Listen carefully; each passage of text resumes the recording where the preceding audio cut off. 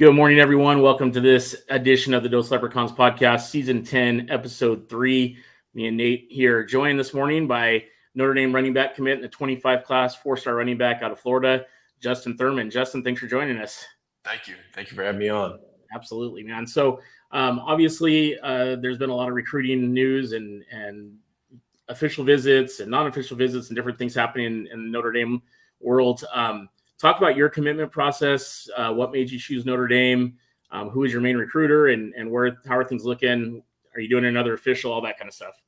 So I received my offer from the University of Notre Dame last May during the spring season down in Florida, and I took high notice of that offer because it's Notre Dame.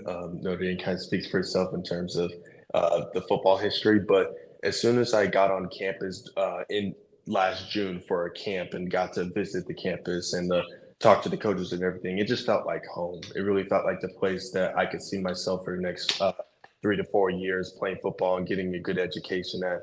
And after I made my second visit in the summer for the Grill and Chill in late July, it just felt like it was the right place to be. And that's when I made my decision to commit. Was Coach McCullough your main recruiter? Yes. Okay. And I'm assuming for a while was probably Coach Parker was involved, and now it switched to Coach Denbrock. What are some of the differeces you've noticed right off the bat in regard to Coach Parker as the offensive coordinator and Coach Denbrock now, coming back as a grizzled veteran and just coaching the Heisman Trophy winner and all that? What are the main differences you'd say you see so far? I would say, well, both coaches are absolutely great coaches in what they do. Obviously, you saw with last year's offense, Notre Dame produced very well under Coach Parker. And then I'm very excited with Coach Denbrock. I mean, he has a kind of 11 personnel offense that he has installed this spring, and I'm looking forward to how the whole offense works, but specifically how the running backs are used in that offensive scheme. And I really like the 11 personnel, and I feel like it can give a little bit more I would say a little bit of variety in terms of how all the players are being used. Is that a similar offense to what you run at Jesuit right now? It's kind of pretty similar. I would say it's kind of a little bit different. We don't run usually with a tight end, but I mean, in terms of some of the schemes that we have talked about, it is kind of similar. So what are some of your favorite parts of campus? Like any specific place you like to visit or anything you like to see in general? I like to see the Golden Dome. I mean, that's the main part. Always just, especially driving up on that avenue. It feels surreal. I mean, it just feels like it's just beautiful. I mean, the whole campus is beautiful. It's very nice. Also, too, the stadium. That's another major part. Every time I just walk into the stadium, especially through the tunnel, it just feels like I'm about to run out and go play football. And I'm looking forward to doing that next fall. And I can see myself, I can envision myself being in that type of environment playing football, and also too just going to school there in general. I feel like I can I'd be very comfortable in that place. What are you planning on majoring in? So I'm planning on majoring in finance and then doing a real estate minor in the Mendoza College of Business. Man, that is a smart guy, because real estate never gets cold. Well, if it does, it picks back up. So with that kind of degree from Notre Dame, you can do anything you want. So that's a great decision. We've noticed, especially in the recruiting circles, that a lot of these classes that Coach Freeman and Coach Denbrock, Coach Golden are putting together, it just seems like a very tight-knit group. I know there's like group chats for all the different classes and stuff like that. Is there somebody on the team that you would say you're the closest with, or that you're most looking forward to playing with or against? Well, I'm looking forward to playing with all the guys that are committed in my class. I mean, like you said, we actually have a text stream for us committed guys, and we constantly text back and forth. And I feel like we have a very close relationship as a whole class in general. And I feel like going on to the official visits of the last 2 weeks that Notre Dame has increased that chemistry between us. Like you said, I'm looking forward to playing with all of them, and I feel like we can add something great to Notre Dame and the current team, and put the Notre Dame in the best position for a national championship. So when you get to Notre Dame, is there any specific team you're looking forward to playing? Since you're from Tampa, Florida, would like maybe if Florida State, if we got them in the future, or maybe even Florida if we played them? Any school that you have in mind? I mean, I'm looking forward to any of the teams that we're playing because football, but I would say mainly Florida State and USC. Those are major games, especially USC being a rivalry game. That's a game that I'll be looking forward to playing in. We love to hear that. We had Cree Thomas on. He plays out here at Brophy Prep here in Arizona, and he said the same thing. And it's so beautiful to hear you guys saying that and understanding the rivalry that exists against USC. It's the longest cross-section rivalry in sports, and it can never go away, man. The hate for SC is real amongst players, fans, alumni, the whole thing, man. It's going to be good stuff. Let's talk a little bit about your high school. I know last year you were just under 1,000 yards all-purpose. You had, I think, 17 touchdowns all-purpose. What are you looking forward to this upcoming season? How are you guys looking as a team in your division, things like that? So what I'm looking forward to this season is showcasing showcasing my skill set as a versatile back, being able to play and not only in the running back position, but playing in the slot and the receiver position. Also to contributing on special teams any way I can, because special team is a major faction of the game. And I feel like that can really dictate whether you do well as a team or not. What I'm looking forward to basically as a whole team this season, I mean, we got a lot of young guys this season, but we have a lot of young guys with talent. And I feel like if we can, rally together and put something together, I feel like we can put ourselves in a good position for a state championship. So Florida football obviously is top in the country, along with Texas and California, and Arizona is kind of coming up too. What division are you guys, and where does that rank to some of the the IMGs of the world and things like that? So I believe we are in 5A, and I mean actually they have redone the classifications and the divisions like 2 times. So it's been kind of a crazy situation with that, but I feel like our team stacks up really, really well with other teams in the state of Florida. I feel like we have a lot of guys who are committed to the work. I feel like we got good team bonding, team chemistry, which that can help on the field. I mean, some people might not see it as important to have good team chemistry, but I feel like that's vital in order to have a well-oiled machine on and off the field so that you can put your team in the best position for success. So are you working with any private coaches or private companies or anything like that, running back type companies, strength and conditioning? Who do you work with out there? So what I actually work out with Coach Lamarck Brown in Tampa.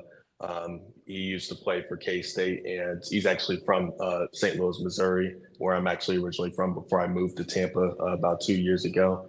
And he does a really good job with his craft. I really like him, the way he's very detailed and technical about his stuff. I really feel like I can take in a lot of information and learn from his coaching. And then actually in St. Louis, when I come up here for some training, or just come up here anytime I come up here, Coach Jerry Stanfield, he coaches at SLU High School up here, which is another Jesuit school.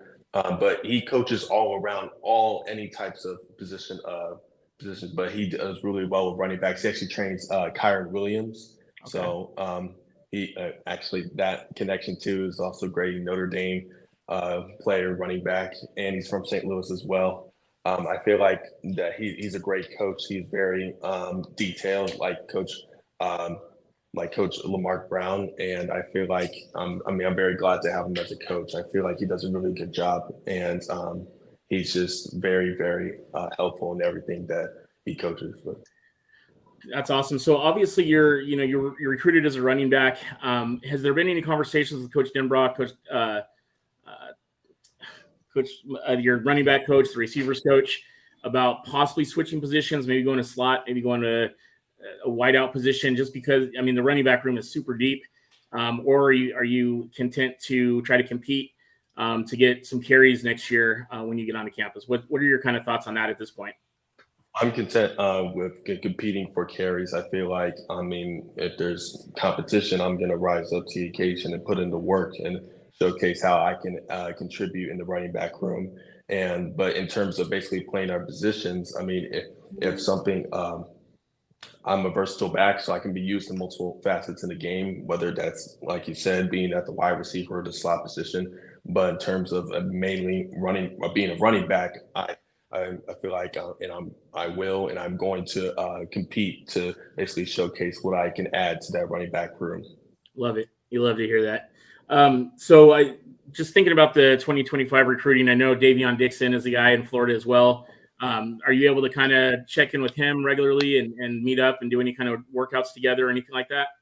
So we haven't actually been able to get together outside of Notre Dame, like work out or hang out or any of that type of stuff. I'm looking forward to doing that. We actually are pretty close, being obviously two Notre Dame commits from Florida.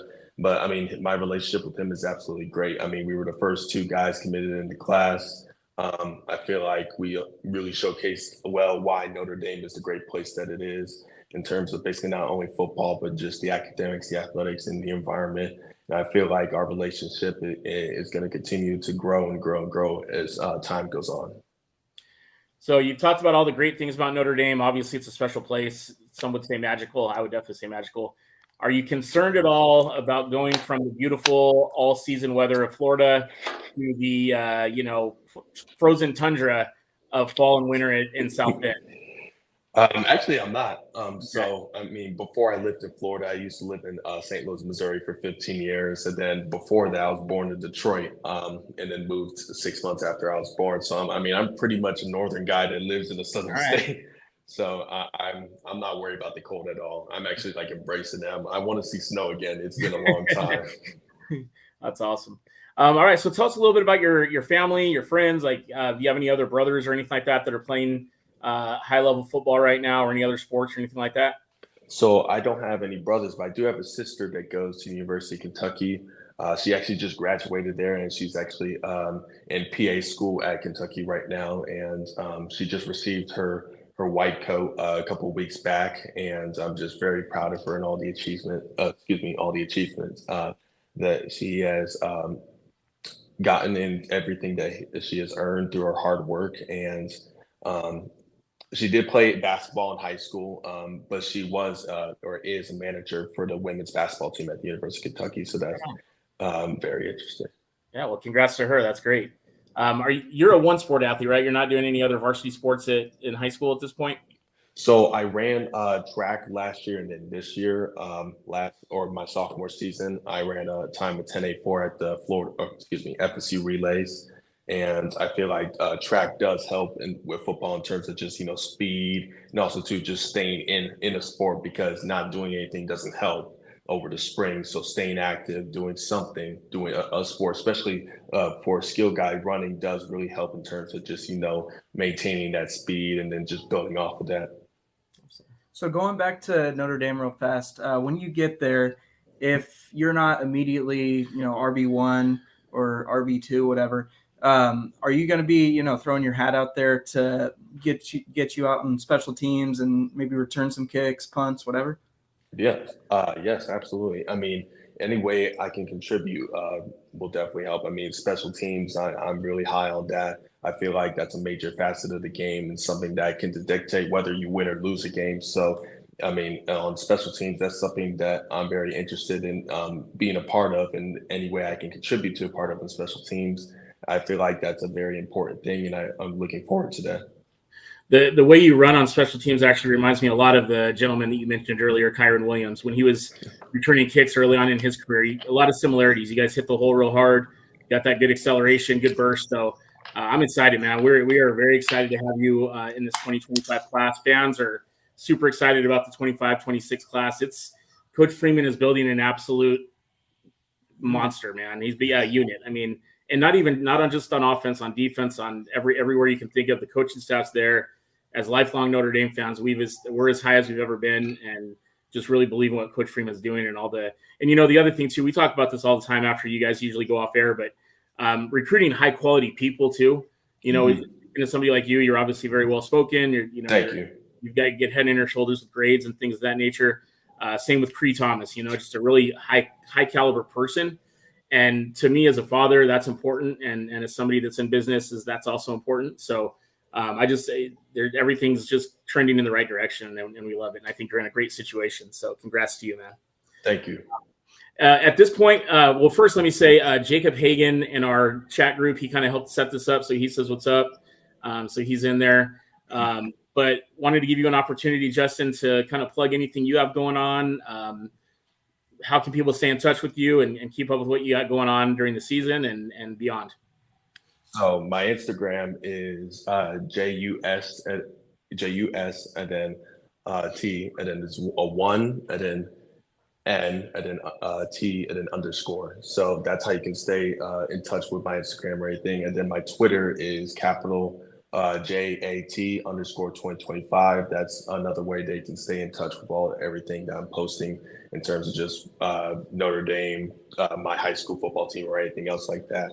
I mean, what I want to say to the fans is I'm really looking forward to being a part of the Irish family and the Notre Dame football team. I'm looking forward to basically showcasing the great player that I am and what I can do on the field, but also to showcasing the type of person that I am off the field. I feel like I bring a lot to the table, and I feel like not only myself, but the whole class and the classes that are being brought into Notre Dame, I feel like we can really add something great to Notre Dame and put the whole community, not just the football team, in a good position for basically success and like championships.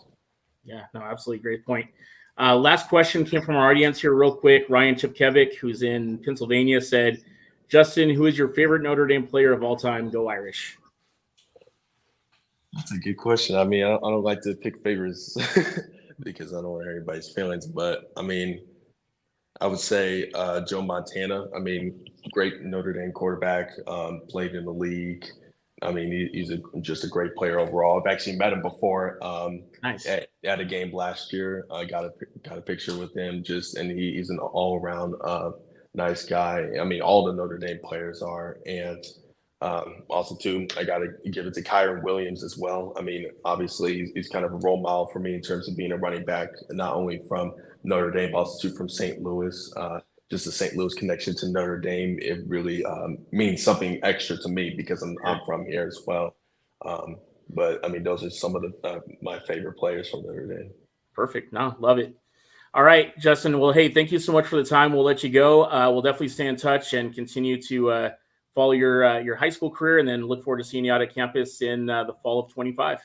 Yes, sir. Appreciate you. Thank you for having me on. Thank you. Have a great day. You too. Take care. Bye-bye.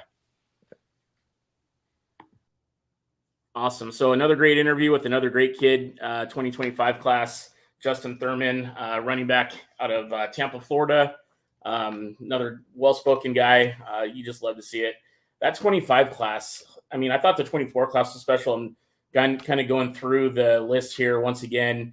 I look at this often. Right now, it's the second-ranked class, according to most recruiting services. There's some smoke. I don't know if there's fire, but there's a little bit of smoke on Ivan Taylor, who's a verbal commit.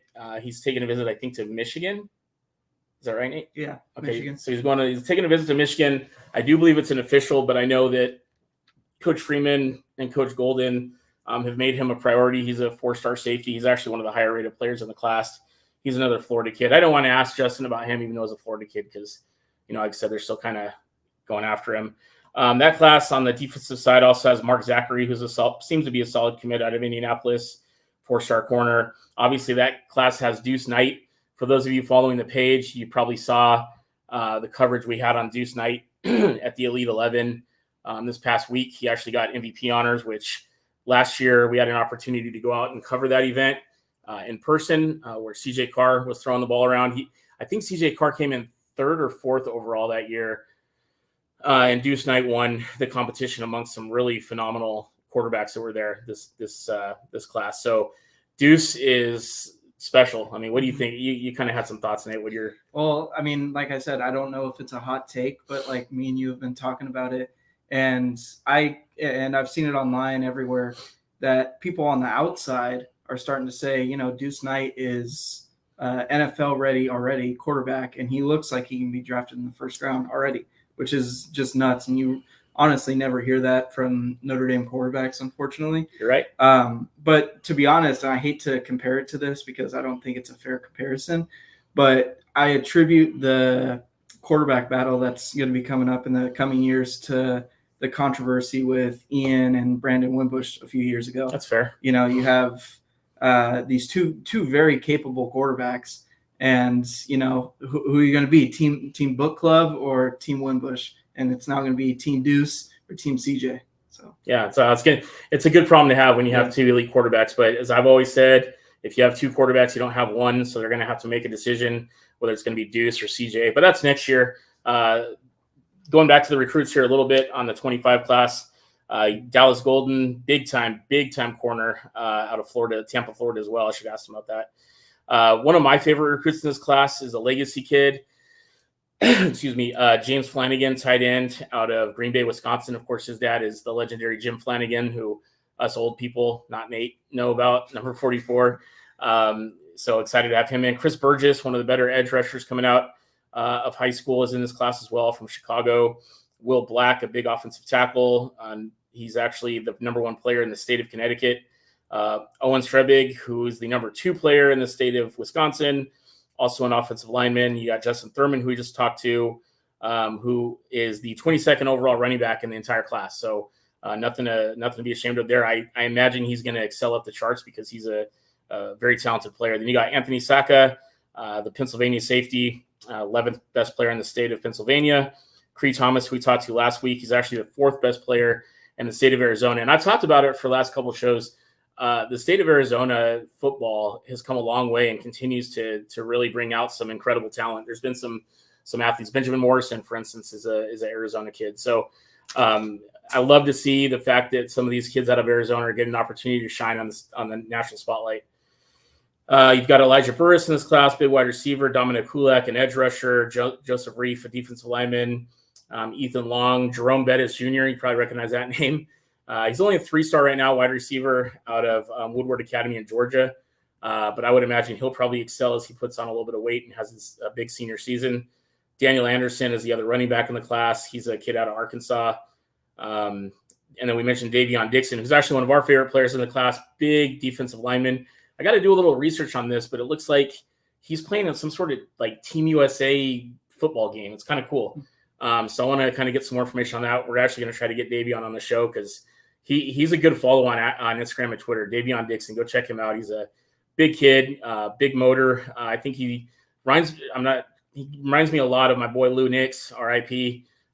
Just a massive body to deal with and a guy that can use his hands to win position battles. So excited about Davion Dixon for sure. So that class in general.